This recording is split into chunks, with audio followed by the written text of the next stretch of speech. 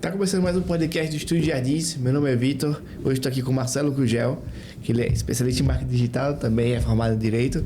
E a gente vai trocar ideias sobre posicionamento nas redes sociais. Certo? Combinado, vamos lá. Mas antes, vamos falar de quem está pagando as contas, que é o Estúdio Jardins. Se você quer gravar seu podcast, sua videoaula, tudo relacionado a áudio e vídeo, manda mensagem pra gente lá no Instagram, que é @estúdio_jardins, que a gente vai entender seu projeto e vamos fazer ele acontecer, certo?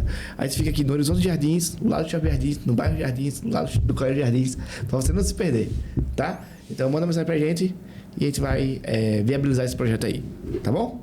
E aí, Marcelo, como é que você tá? Tudo certo? Tudo tranquilo, Vitor, graças a Deus, tudo em paz. Coisa boa, coisa boa. Então, veja só, você veio trabalhando no digital tem quanto tempo já? Cara, já tem acho que uns 8 anos que eu publico conteúdo, mais ou menos, talvez um pouco mais, talvez, publico conteúdo tem muito tempo já. E começou na área de relacionamento. Começou na área de relacionamentos porque era uma área que estava mais afeta a minha vida inicialmente, né? Acho que na verdade tudo surgiu aqui depois de, aliás, como qualquer pessoa, quando você passa por alguma situação mais impactante na sua vida, você termina trazendo isso para um nível de consciência que você não tinha antes, e quando você consegue alcançar algum nível de sabedoria e consciência, você começa a sentir vontade de transbordar isso, de mostrar isso para outras pessoas. E esse é um movimento que acontece com quase todo especialista que está aqui na rede social. Conseguiu algum resultado seu na sua vida e depois você termina transbordando. E há muito tempo atrás, mais ou menos há uns, acho que 12 anos, 13 anos mais ou menos, eu vivenciei um divórcio. E isso foi um movimento de impacto na minha vida, né? Que me fez aprofundar um pouco os meus estudos sobre mim mesmo, trazer mais autoconhecimento. E a partir daí foi que eu comecei a publicar assuntos que tinham a ver com o nicho de relacionamento, né? E aí foram longos anos no nicho de relacionamento publicando, e a gente conseguiu ajudar muita gente nesse nicho aí. Pô, quando a gente já trabalhou junto, né? E eu achava, ainda acho, na verdade, muito interessante como conseguiu transformar uma experiência de vida em um produto, né? E eu ficava... Porque assim, às vezes as pessoas que estão dentro da internet como prestadores de serviços para especialistas têm muito conhecimento e ficam presas nisso porque acham que não podem fazer, né? E entender que ela também é capacitada para passar algo para alguém é complicado, né? De como é que você começa a perceber que você está apto para ensinar alguém. Inicialmente, essas informações começam a sair assim meio bagunçadas mesmo, né? Você tem muita informação guardada na cabeça, mas você não tem nada sistematizado, né? E para que você consiga transmitir isso de uma forma útil, é preciso sistematizar todas essas informações. Então, você sabe como você conseguiu, por exemplo, vencer o ciúme. Você sabe, por exemplo, que você conseguiu se tornar uma pessoa mais segura. Você sabe, por exemplo, que você conseguiu alimentar um relacionamento de forma mais saudável. Mas você não sabe, às vezes, nem como é que você fez isso. A gente vai vivendo na vida e vai passando pelas experiências, mas se você não para catalogar passo a passo o que você fez, essas informações vão ficando meio perdidas na mente das pessoas, né? E uma das grandes dificuldades hoje de muitos especialistas é isso. Às vezes eles têm muito conhecimento, mas ainda não pararam para sistematizar. O que é que você fez passo a passo para você vencer, por exemplo, o ciúme? O que é que você fez passo a passo para você se reconstruir após um divórcio? O que é que você fez passo a passo para que você se tornasse uma pessoa mais segura? E sempre tem um passo a passo. A gente que não percebe isso. Então, quando eu comecei a entender isso para começar a ajudar outras pessoas, eu comecei a fazer esse movimento, né? Então, qual é o resultado final que eu quero produzir na vida das pessoas? Não, eu quero produzir que ela seja capaz de ter um relacionamento saudável naquela época. Então, o que é que eu preciso para fazer isso? Eu preciso que ela chegue nesse marco, nesse. E aí eu divido essa jornada até o ponto final em pequenos outros marcos, em pequenas jornadas. E aí sim fica muito mais fácil você sistematizar, porque você vai levando as pessoas por cada um daqueles pontos intermediários. Sim. É porque é complicado mesmo você perceber como a gente está muito no automático, sempre pelo menos aprendendo ou então praticando, para tentar colocar isso no papel. Eu falo por mim mesmo. Tipo, às vezes eu paro assim, por exemplo, eu e o Matheus temos um podcast de 3 anos. Tá no episódio 92. E pessoas perguntam pra gente como é que a gente faz, o porquê e tal. Só que a gente faz de uma forma tão natural de acontecer que a gente fica, a gente devia ensinar alguma coisa, posicionamento no YouTube, direcionamento, sei lá. Só que na hora de parar para pensar e estruturar esse curso, uma mentoria, uma consultoria, dá uma travada. E sair disso é complicado. Qual é o primeiro passo? Seria escrever tudo que você vivenciou? Como é que seria? O primeiro passo sempre é você, assim, encontrar na sua própria vida. O especialista ele precisa ter na sua própria vida o resultado que ele quer produzir na vida de outras pessoas. Porque senão fica algo sem autenticidade e isso vai terminar dando problema lá na frente. Então, qual é o resultado que você quer produzir na vida das pessoas? Por exemplo, no exemplo de vocês aqui, eu quero conseguir ajudar outras pessoas a construírem, implantarem, criarem um podcast, implementarem toda as estruturas e os processos para que alguém consiga fazer isso. Então, a gente primeiro precisa definir na sua vida qual é o grande resultado que você já teve para que você consiga fazer isso. Porque a gente tem vários resultados.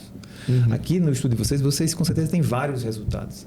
Se você não concentra em um único resultado, você termina sendo aquele grande generalista do Instagram. Isso. Você fala sobre muita coisa e você não fala sobre nada ao mesmo tempo. E aí as pessoas chegam no seu Instagram e olham, caramba, gostei disso, que assunto legal.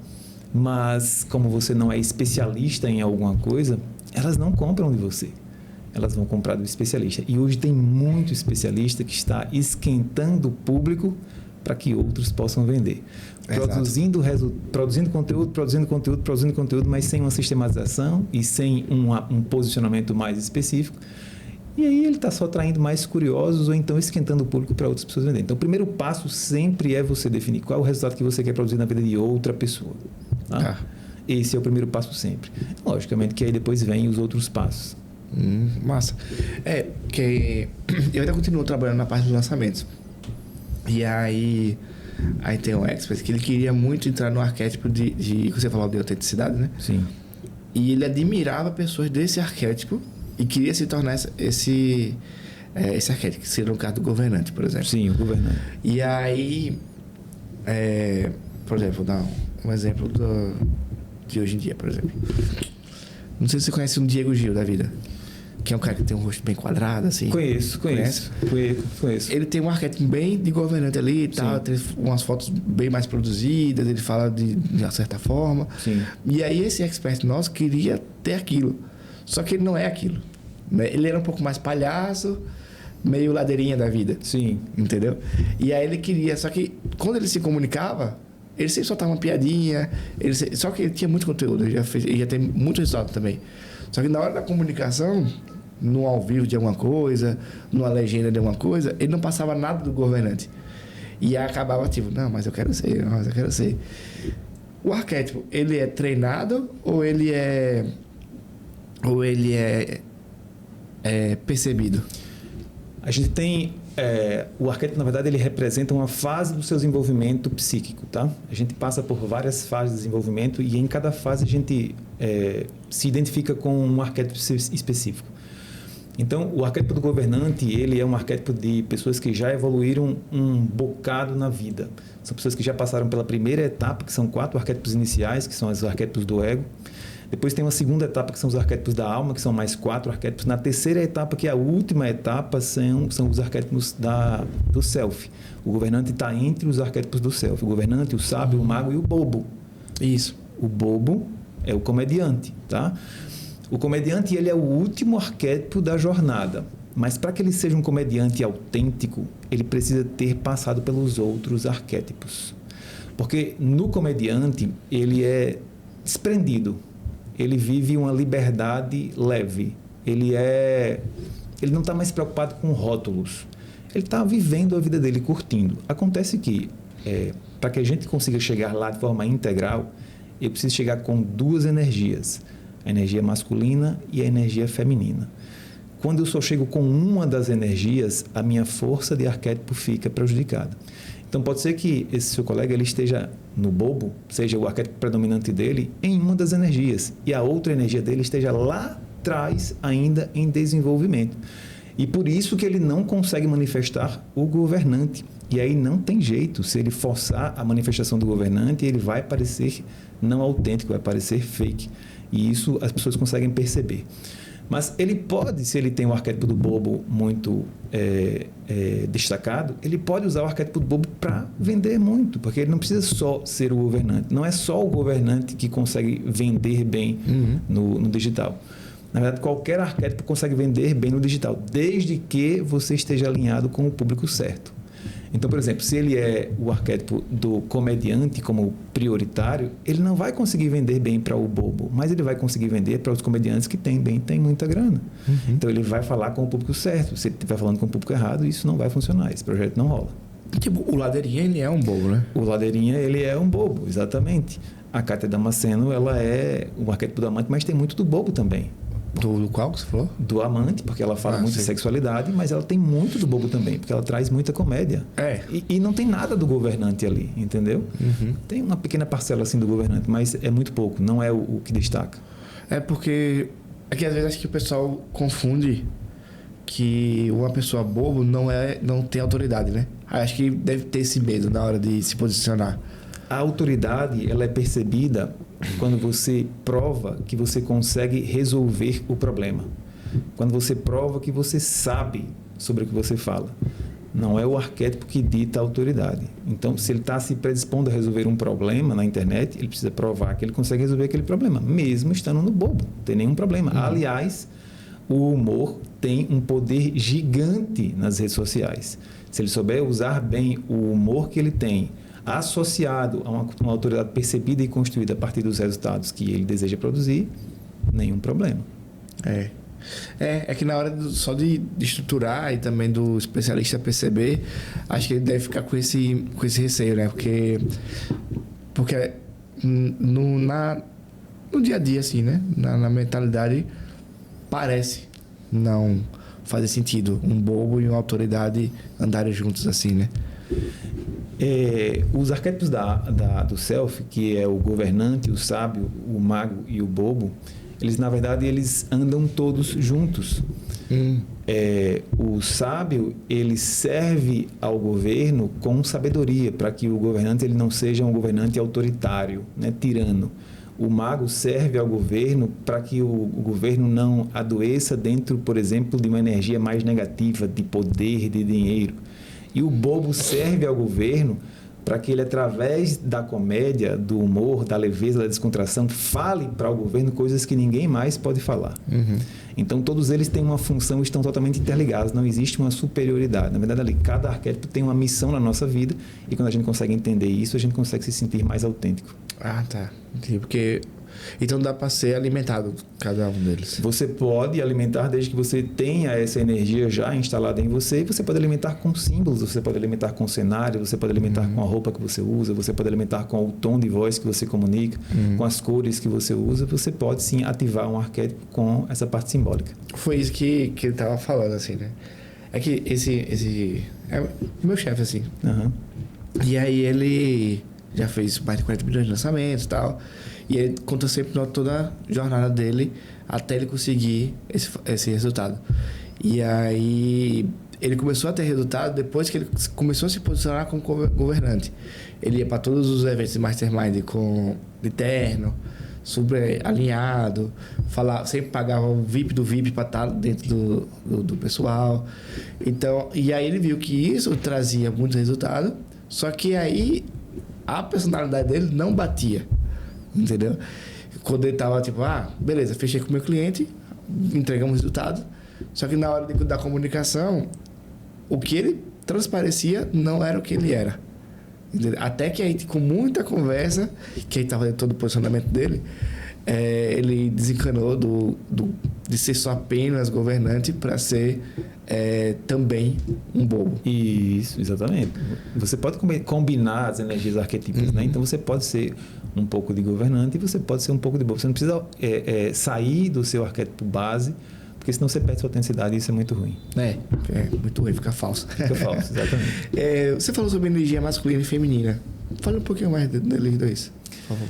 Cara, isso aí é uma coisa que está impactando muito, muito, muito forte hoje em dia em todas as pessoas, porque a gente está vivendo uma fase de transição bem, bem forte, assim, entre uma cultura que é uma cultura extremamente machista, patriarcal, né?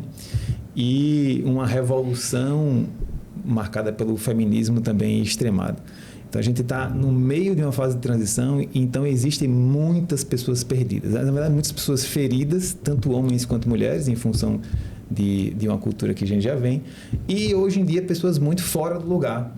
Então, existem muitos homens fora do seu masculino, porque não tiveram uma experiência boa com o masculino de sua referência, possivelmente seu pai. E existem muitas mulheres fora do seu feminino, porque também não tiveram uma experiência legal, saudável com a sua mãe, né? E aí a gente vê hoje mulheres que não conseguem se conectar com o seu feminino para viver um relacionamento saudável, para se entregar, para entrar no campo sentimental com segurança e com mais poder. E a gente vê homens sem conseguir executar o que precisa ser executado, resolver o que precisa ser resolvido. Muitas vezes se ligando a mulheres mais poderosas para que elas possam resolver. E isso dá muito errado. Isso não funciona a médio e longo prazo. Isso não funciona. Nenhum relacionamento, não vou dizer nenhum não, porque eu não gosto de regras absolutas, mas todo relacionamento que é invertido na polaridade tende a dar algum problema, a não ser que ambos aceitem ser fora da sua essência, e aí as coisas vão. Mas isso dá muito problema. É porque a primeira ouvida vai cair nessas caixinhas, né? Do machismo, do feminismo, que as pessoas vão ficar tipo, como assim eu preciso alimentar minha energia feminina? Quer dizer, eu preciso lavar um prato? Sei lá, uma coisa assim. E não é sobre isso, né? É sobre o cuidado, sobre os sentimentos, sobre... Me diga se eu estiver errado, tá? Não, na verdade é exatamente isso mesmo. A gente está tão impregnado de um significado negativo de feminino, que a gente acha que o feminino é aquela mulherzinha que está só na cozinha lavando prato, então que é aquela mulherzinha meiguinha, aquela mulherzinha que é só submissa, e não tem nada a ver uma coisa com a outra. Isso. O feminino e o masculino são forças essenciais da própria natureza. Se a gente for ver na natureza, existe o feminino e o masculino, e não existe submissão nenhuma entre ambos. Cada uma tem uma missão muito forte na nossa vida, assim como existe na natureza também. Então, para que o homem seja integralizado e para que a mulher seja integralizada, eles precisam das duas energias. A gente precisa tanto do masculino quanto do feminino. Então, quando você fala assim de mulheres empoderadas, na verdade, ela só é empoderada mesmo se ela tiver o masculino e o feminino com ela. Senão, ela não é empoderada. Existem muitas mulheres que são empoderadas, mas que lá no fundo são mulheres extremamente inseguras, porque não conseguem se relacionar bem dentro do campo amoroso. Falta poder no feminino. Então, quando a gente fala que falta feminino para mulher, não significa que falta a fragilidade do feminino, significa que falta a força de entrar no campo sentimental de forma segura, de gerenciar emoções, de estabelecer limites. É isso que falta em muitas mulheres por conta de uma ferida que existe lá dentro. Então, não tem a ver com ser a Amélia ou com ser a mulherzinha fraca. Sim. E isso acontece muito porque, por exemplo, o pessoal acha que o cara que tem energia masculina é sempre o cara turrão, brabo com tudo, e a mulher é super delicada, que não sei o quê. Aí o pessoal sempre... Porque o pessoal, às vezes a gente fica meio com raiva mesmo. De, véi, não é uma coisa dual. Vamos parar para pensar um pouco, vamos tentar colocar um cinza aí no meio e entender o que está sendo dito. Porque o pessoal fecha a cabeça para o que está sendo... do que estão recebendo, traz o que é para a minha vida e leva como lei. Esquece de tipo, não, calma, vamos ver o que ele está querendo dizer para mim, né? Isso acontece muito na internet, é meio triste.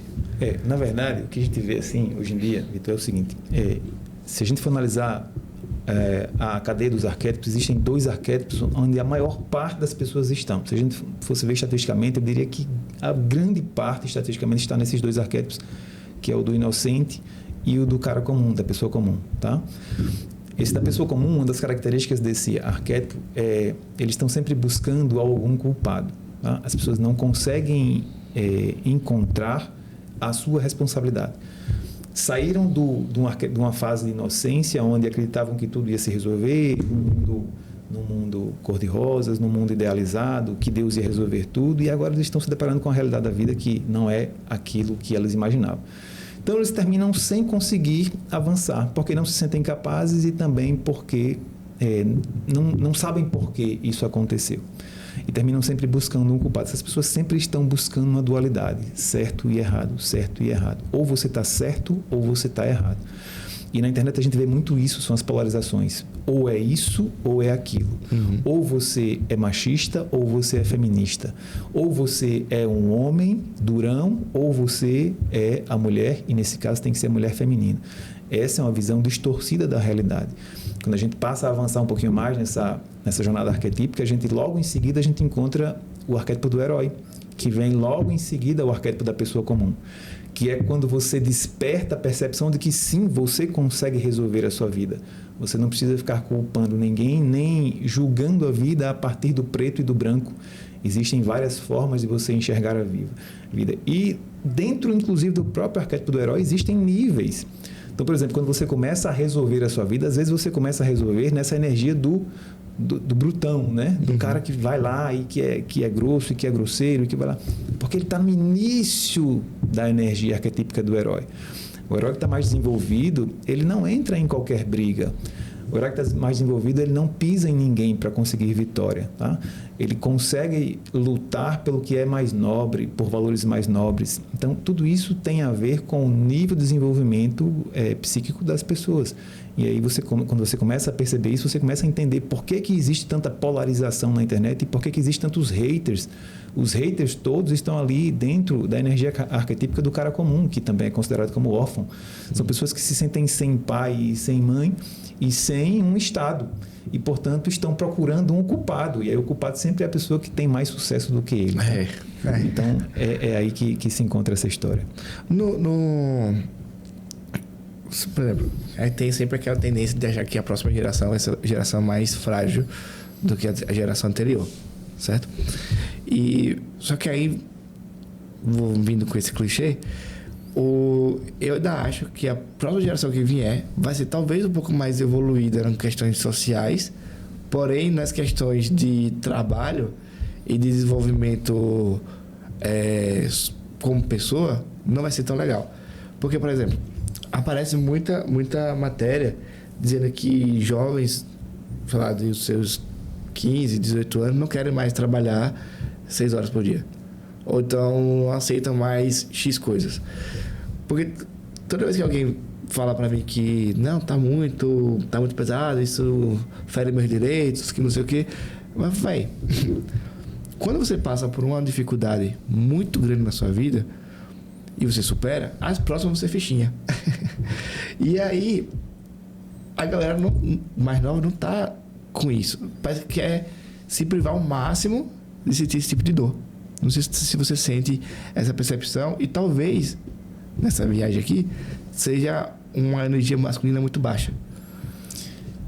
Na verdade, o que a gente vê hoje em dia é uma geração de pais que depende muito de validação externa. Uma geração de adultos que depende muito de validação externa. Então, como eu estava falando, dentro do arquétipo da pessoa comum ou do órfão, existem muitas pessoas que dependem de validação externa, que estão sempre buscando o amparo em outra pessoa. E a gente hoje tem uma geração de adultos que está muito preso nessa energia arquetípica e, portanto, estão buscando amparo muitas vezes no amor dos filhos. Não tem, vamos dizer, a força de dizer um não, de estabelecer um limite, de governar mesmo a vida dos filhos para que eles sejam pessoas independentes. Então, a gente vê hoje um número cada vez mais crescente, por exemplo, de homens adultos que são os filhinhos da mamãe, que não conseguem sair da barra da saia da mãe. Não só por uma questão que eles não conseguiram evoluir, mas também porque a mãe é uma pessoa extremamente dependente deles. Então, a gente vê uma geração de pessoas novas que não conseguiram crescer tanto assim, porque existe uma geração de adultos que não conseguiu também se tornar independente. E aí um fica usando o outro para se autovalidar. Agora, a gente sabe, e a vida não passa panos quentes na cabeça de ninguém, a gente sabe que a necessidade faz a pessoa crescer, né? Então, a dor faz crescer. E em determinado ponto as coisas vão virar. Eu não tenho dúvida que a gente está sempre em uma escala, uma jornada de evolução pessoal. Eu não tenho nenhuma dúvida disso. Então eu não tenho medo do que vai vir, porque eu acredito que tudo que vai vir em termos de promover algum tipo de evolução, seja através da dor ou não, né? Então, se a geração mais nova ela não consegue vamos dizer assim, se dedicar ao trabalho de uma forma mais intensa, vai chegar uma hora da vida delas que elas vão precisar. E aí não tem jeito. Ou você aceita continuar como uma vítima eterna, que seria uma vida de pessoa comum, ou você vai em busca da sua vida, se torna um herói e vai conquistar a sua jornada. É bem complicado as próximas gerações, né? Sempre a próxima vai ser mais complicada ainda. Quando foi que você percebeu que não queria mais trabalhar com relacionamento e percebeu que, vai ser com arquétipos, posicionamento? Como foi que você teve esse lance? Na verdade, a gente começou inicialmente dando aula, né? Eu comecei dando aula no nicho de relacionamentos, mas, inclusive, o objetivo inicial era salvar casamentos, mas a gente começou a perceber que boa parte do público que vinha era um público de pessoas que ainda não estavam prontas para produzir o resultado, né? Então, tinha muita gente que vinha, mas não conseguia, vamos dizer assim, resolver o casamento. E aí a gente terminou migrando para uma área de desenvolvimento pessoal, porque eu me dediquei a estudar um pouco mais sobre o feminino e sobre o masculino para gerar mais desenvolvimento pessoal para as pessoas. No mesmo perfil? No mesmo perfil, tá. No mesmo perfil. E aí, foi uma primeira migração que eu fiz. Eu saí de uma área de casamentos e fui para um desenvolvimento pessoal mais individual. Eu disse, cara, essa galera está precisando de mais coisa interna, mais dentro, mais individual. Não é casamento, é antes. Aí eu fui para lá. E aí a gente aprofundou um pouco os assuntos lá. Até o ponto em que eu comecei a trabalhar com mentorias, né? Eu comecei a, de forma mais específica ainda, destravar e desbloquear a galera que estava presa. E quando isso começou a acontecer, eu entendi que eu poderia ajudar outros profissionais a fazerem isso também. Ao invés de estar trabalhando com o público final, eu pensei que seria uma ideia eu trabalhar com um público intermediário, trabalhar com um público de profissionais, para que eles conseguissem oferecer esse resultado ao público final. E para mim fez muito sentido, porque aí eu já estaria trabalhando com um nível de público um pouco mais evoluído, que consegue resultado também de forma um pouco mais fácil. Foi uma estratégia apenas, uma estratégia de posicionamento mesmo. Então, mas foi tranquilo de perceber. Foi tranquilo de perceber, mas assim, tranquilo ao longo de alguns anos, sim, né? Sim. A gente vai amadurecendo com os anos, mas eu percebi isso. E precisou fazer alguma filtragem com o público atual que você tinha? Que alguém te cobrou, cadê? Eu quero que você resolva o casamento. As pessoas estranharam. O perfil do Instagram, ele deu uma caída bastante no engajamento, porque o público que eu tinha lá todo era um público de relacionamentos, e a gente agora está numa fase de recuperar esse engajamento, né? É um trabalho difícil, porque o algoritmo do Instagram ele é bem rígido com relação a isso. Se você não tem engajamento, ele não distribui o seu conteúdo, então é uma fase mais difícil mesmo. Mas não senti essa dificuldade com a galera. A galera que não está gostando do conteúdo hoje está saindo do perfil, está tudo bem, sim. Tem que sair mesmo, mas para mim está sendo tranquilo. Massa. Por isso que eu perguntei se foi no mesmo perfil, porque trazendo coisas novas a galera tende a sair mesmo. Exatamente. Quando você não é um influencer, assim, tipo, você não veio só pela mídia, fica mais difícil ainda. Você cresceu por um conteúdo X. Por exemplo, eu acho fantástico como a Gabi não faz. Ele consegue, dentro do público dele, falar sobre várias coisas, mas que ainda assim está ali no meio, né? Que é uma galera um pouco mais elitizada e tal. Mas ele consegue falar sobre viagem e sobre carros. Entendeu? O mesmo... E sobre tênis, no meio do nada. Acho massa, porque não precisa focar, agora eu sou um perfil de tênis. Eu sou um perfil de carro. Não é isso. É sobre a vida dele ali. Mas com inteligência você consegue fazer isso bem, Vitor, usando a teoria dos arquétipos. Porque, por exemplo, o arquétipo do explorador, ele é um arquétipo que está muito conectado com viagem. Mas o arquétipo do explorador, ele também tem um perfil de consumo. Ele também tem símbolos de roupas. Então, ele pode falar de viagem, ele pode falar de tênis, ele pode falar de carro. Se tudo isso tiver aliado com a comunicação subliminar, está tudo certo, nenhum problema. Já fez algum tipo de exercício de entrar no perfil de alguém e sair para analisar como ela se comunica, o que as fotos dela quer passar? Já. E teve de algum famoso que você já fez? Eu fiz recente avaliação do perfil da Mercedes-Benz. Inclusive vai sair hoje um conteúdo sobre isso. E que deu? Cara, a Mercedes-Benz é interessante porque a Mercedes-Benz sempre foi uma marca que sempre esteve conectada com o arquétipo do governo. É uma marca de luxo ainda, mas sempre foi uma marca destinada para pessoas de mais idade, né?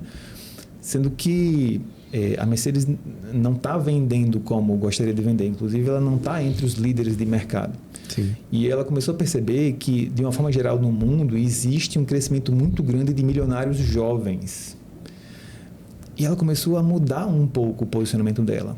Se você for ver hoje o perfil da Mercedes, você vai ver influencers que são da geração dos mileniais, que são pessoas mais jovens do que o público que ela sempre teve. Se você for ver hoje no perfil dela, você vai ver que eles estão promovendo veículos off-roads, que não tem nada a ver com o público de antigamente.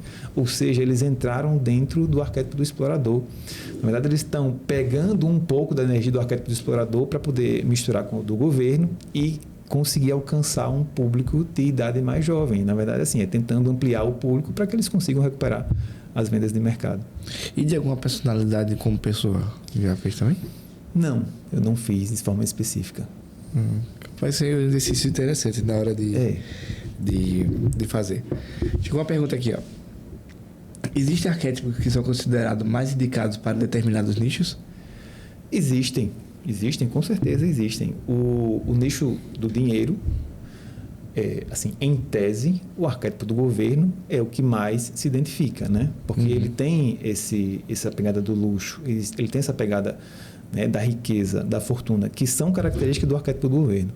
O nicho dos relacionamentos, aí que é interessante. O nicho dos relacionamentos, se você é uma mulher que você está falando, o nicho dos relacionamentos, depende do público que você fala. Se você fala com um público de mulheres que tem um nível financeiro mais elevado, são mulheres mais fortes, são mulheres mais polarizadas no masculino, talvez seja interessante, ao invés de você se conectar com o arquétipo do amante, que seria o básico, você se conectar com o arquétipo do governo também, entendeu? Porque você vai estar falando com o público.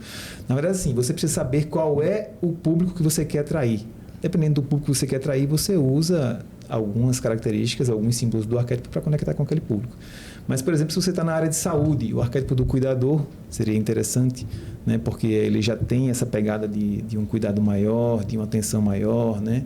De uma proteção maior. Agora, se você está, por exemplo, na área infantil, o arquétipo do comediante seria interessante, o arquétipo do inocente seria interessante, de acordo com o objetivo de cada marca. Sim, sim. Então, dependendo da marca que você tem, da finalidade dela, da missão da marca e do público que você quer atingir, você pode escolher um arquétipo específico. Massa. Esse assunto sobre arquétipo é bem interessante de ficar confabulando. Com certeza. E aí você descobriu que era sobre arquétipo e foi se profissionalizar, foi estudar mais por onde? Livros, cursos? Cara, livros e cursos, Vitor. Assim, é um assunto que ainda não é muito explorado, mas tem já alguns livros que falam sobre isso, que aprofundam. E o interessante é que quando você começa a estudar isso, você entende que não é só sobre marcas, é sobre pessoas. Sim. E quando você entende que é sobre pessoas, aí a sua visão ela se abre assim, porque aí você começa a conversar dentro das redes sociais com pessoas e não apenas com conteúdo de forma artificial. E também começa a perceber que nada é por acaso, né? E nada é por acaso. Isso é massa demais. Você conhece o André Deman? Conheço. Ele caminha nessas vertentes assim também, né? De como perceber que as coisas não são por acaso, do porquê darem certo e de certas decisões que são tomadas estrategicamente pensadas, né? Exatamente. Então, na verdade, assim, a teoria do Sex Canva, ela usa um pouco disso dos arquétipos, né? Sim. Porque ela usa ali a sombra dos arquétipos, que aí ele fala que são os 7 pecados capitais, e ela usa ali a força de alguns arquétipos, que ele fala que são os elementos da criança interior, né? Isso. Então, por exemplo, se você for na ganância ou na avareza, você vai estar falando de um pouco da sombra do governante. Se você for na gula, por exemplo, você vai estar falando um pouco da sombra do inocente, né? Ou então do cara comum. Porque o cara comum, ele usa muitas vezes a comida para compensar aquela dor que ele não sabe de onde vem, aquele vazio que ele não sabe de onde vem. A comida, as compras, o cara comum, às vezes ele é uma pessoa extremamente consumista, gasta todo o dinheiro que ganha para compensar aquela dor do vazio que ele não sabe. Então, ali no Sex Canvas tem muito de sombra de arquétipo, de força de arquétipo. Por exemplo, no amor, você vai encontrar a força do arquétipo do amante. Né? A liberdade, você vai encontrar a força do arquétipo do explorador. Então, o André, ele usa isso, logicamente empacotado de outra forma, mas tem muito a ver com a luz e a sombra de cada arquétipo ali. Porque do jeito que ele vende, parece uma coisa nova. Do jeito que você está falando, parece que é uma coisa que já é antiga, né? E aí ele deu uma repaginada nessas informações e tipo, que ele falou, não, ainda vou ganhar um prêmio Nobel porque eu consegui isso e tal. Aí eu, tá bom então, beleza. Se você tá dizendo. Já é bem antigo, isso aí já vem já desde Carl Jung, que com o estudo dos arquétipos é bem antigo. Agora, lógico que ele organizou isso de uma forma que ficasse mais compreensível e ele tem muito mérito nisso, né? Sim. Como eu disse... popularizou também. Exatamente. Esse não é um assunto fácil de estudar, né? E aí quando vem alguém que pega o assunto e consegue traduzir isso em alguma coisa que todo mundo entenda, é perfeito, sensacional. É um mérito também. Com certeza, com certeza. É um mérito. Mas é interessante, quando eu falo do pessoal, o pessoal às vezes não entende que existe sobre esses pecados capitais dentro do marketing, né? Às vezes a pessoa fica, não, como assim? Não entendi. Aí você fala, não, food é o quê? É preguiça com gula. Com gula.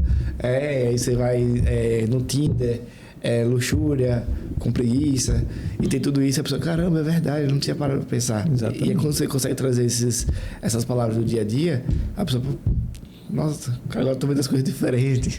Com certeza. É massa. Com certeza. Eu cheguei a fazer uma parte do curso dele, não consegui terminar. Eu fiz também, eu fiz o Sex Canvas, fiz. É massa, muito massa. É muito interessante, muito interessante. Chegou outra pergunta aqui, ó.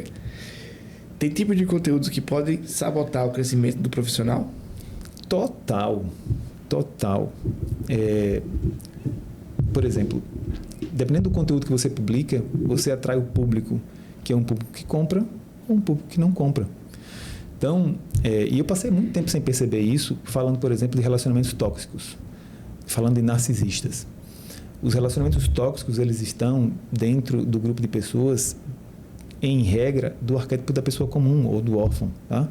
Então, quando você fala de um assunto que atrai pessoas vitimistas, você, por mais que até tenha muito seguidor, mas você não consegue converter. Né? E quando você, por exemplo, vamos imaginar que a maior parte dos seus seguidores seja do órfão. Dá para vender para o órfão, dá para vender para o cara comum? Dá para vender. Dá para vender, mas dá para vender produtos de ticket mais baixo, porque eles realmente não estão em busca de ajuda, eles estão em busca de atenção ou de validação. Mas dá para vender? Dá para vender muito para eles. Sendo que você precisa saber lidar com eles. As pessoas que estão no arquétipo da pessoa comum, elas não conseguem assumir a sua responsabilidade. Tem muitos especialistas na rede social que terminam utilizando uma linguagem que faz com que o outro se sinta culpado, sendo que a culpa é uma das maiores feridas de quem está no arquétipo da pessoa comum. Sim. Se você fala do erro da pessoa, fazendo com que ela se sinta culpada, você está expulsando o público que, em tese, compraria o seu produto e portanto, você não consegue vender. Então, tem muito disso na rede social. A forma como você fala, o tom que você usa. Quando a gente está num nível de arquétipo mais elevado, quando você quer atrair pessoas que têm mais grana, ou seja, quando você quer atrair pessoas que já não estão mais naquele nível de vitimismo, os especialistas, eles usam, pelo contrário, uma linguagem um pouco mais ríspida, uma linguagem um pouco mais agressiva, mais ofensiva. Por quê? Porque essa galera não consegue ficar no perfil. É uma forma de você tirar as pessoas que não vão comprar o seu produto, né, usando apenas o seu conteúdo. Então, o que você coloca e a forma como você coloca faz muito sentido, para atrair ou para expelir as pessoas certas que você quer falar. Pô, e às vezes são coisas tão óbvias, né? Que a gente tá, trabalhando e a gente quer pensar que a gente tava fazendo a estratégia de high ticket e aí tava assim, pô, como é que a gente vai atrair pessoas que têm grana? Aí só a head da Copa já muda tudo. Tipo, se você já faturou de 100 mil a 500 mil, vou abrir um treinamento pra você. Pronto, já tirou todo mundo que não faturou isso. Entendeu? Acabou, exatamente. E uma coisa que, pô, como é que eu não preciso comprar um curso para o cara me dizer isso? Que às vezes ele tá no automático e nem percebeu. Você quer ver uma coisa que é simples, mas que a gente não percebe também? Quando você faz, por exemplo, uma promessa assim, vou te ajudar a vender mais. E ia perder quanto? Vender mais. Além de não ser específica, você está falando com pessoas que talvez não estejam nem conseguindo vender. Exato. Entendeu? Então você já não atrai um pouco qualificado. E aí vem pessoas tipo... Nossa, a gente fica com agonia de quando vai subir alguma campanha, algum anúncio, e aí a pessoa vem... O que é impulsionar? Exatamente. O que vem? Como assim? Exatamente. Se você não qualificar o público pela sua mensagem, vai vir acabou. Todo mundo, exatamente. A gente fez um lançamento de 40, 60 mil tickets. E era sobre de criptomoeda. Aí era basicamente, se você ia ter mais de 1 milhão investindo em Bitcoin, eu vou te ajudar a multiplicar isso em 5 vezes. Pronto. Aí só vai vir gente com investimento e disposta a pagar as 40, 60 mil. Exatamente. Na mentoria, na consultoria. Exatamente. Agora tem que ter coragem para fazer uma promessa assim. Sim. Se você não tiver coragem, se você ainda não estiver pronto para vender alto, aí você não faz. Você tem que saber. Eu vou falar com esse público. Vou falar com esse público para poder. Exatamente. Chegou outra aqui, ó. Para quem tem dificuldade em criar conteúdo, qual o melhor caminho a seguir? Cara, se você decide hoje começar a criar conteúdo, primeira coisa que você precisa fazer é entender um pouco mais do seu público. É interessante que você aprofunde o seu conhecimento, é interessante que você leia pelo menos 5 livros ou mais sobre o assunto, é muito interessante. É interessante que você conheça um pouco mais dos grandes players que falam sobre isso, é muito interessante. Mas se você não tiver mapeado bem quem é o seu público, você vai estar, por mais conhecimento que você tenha, você vai estar falando de forma aleatória. Então, não é sobre ter conhecimento, é sobre falar com a pessoa certa. E você só consegue falar com a pessoa certa quando você tem muito claro quem é a pessoa que você quer ajudar. E o interessante é que a gente vê hoje nas redes sociais e em esses cursos de marketing de forma geral, dizendo assim, sua persona, você tem que entender o que é que ela assiste, o que é que ela compra, onde é que ela vai, quais são os medos, quais são as dores, mas ninguém fala quem é essa persona. Quem é? E aí a galera compra os cursos e fica tentando imaginar, caramba, eu acho que essa persona pensa assim, eu acho que essa persona tem medo disso, eu acho que essa persona tem essas dores. E fica num exercício de adivinhação absurdo que não leva a lugar nenhum. Depois de algum tempo eu consegui descobrir que a persona é uma versão minha lá atrás. A pessoa que eu preciso ajudar nas redes sociais precisa ser uma versão minha em algum momento da minha vida. Uma versão que ainda não tinha conseguido um resultado que eu consegui. Quando eu tenho essa visão, aí fica muito mais fácil de eu mapear o que é que eu pensava naquela época, o que é que eu tinha medo, o que é que doía, qual era o meu desejo, quais eram os meus erros naquela época, quais eram as minhas objeções naquela época, o que é que me motivava fazer um movimento de compra. Aí fica muito mais fácil de você conseguir mapear o seu público, ao invés de ficar adivinhando. Então, a primeira coisa, mais importante de tudo, é você conseguir mapear essa persona. Porque aí daí surgem todos os conteúdos, e aí surgem conteúdos mais autênticos, porque falam de alguém que você conhece. Eu vejo isso muito em streamers de jogos, ou então pessoas que fazem reacts. Aí eles criam comunidades que são uma extensão dele, sabe?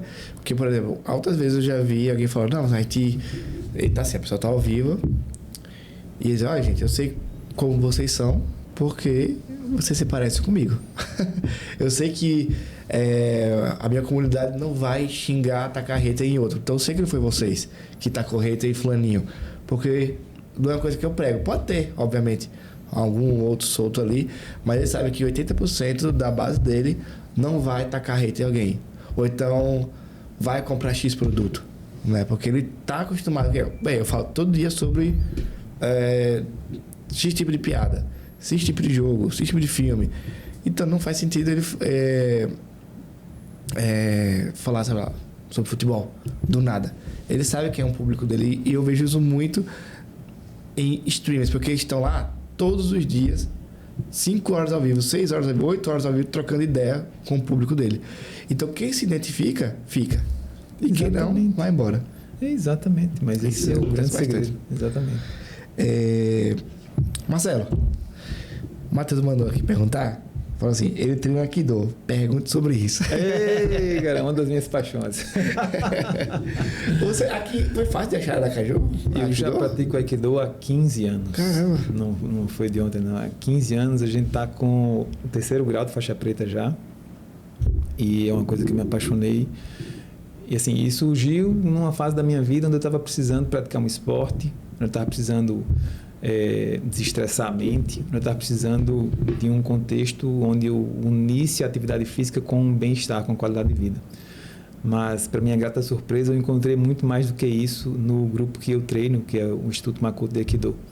A gente encontrou um grupo muito unido e com valores muito parecidos com o que eu prego, com os meus valores, né? Nossa. E uma coisa que o Aikido, para mim, faz muito sentido é um ambiente onde você não tem competição. Eu sempre tive vontade de fazer uma arte marcial, nunca fiz por outras questões, mas quando decidi entrar de verdade numa arte marcial, e isso começou lá pelos meus 33 anos mais ou menos, eu procurei uma arte marcial onde não houvesse a necessidade de competição, porque eu já estava querendo sair de um ambiente extremamente estressante, que era o ambiente do Tribunal de Justiça, né? Do trabalho ali, né, muito mais puxado.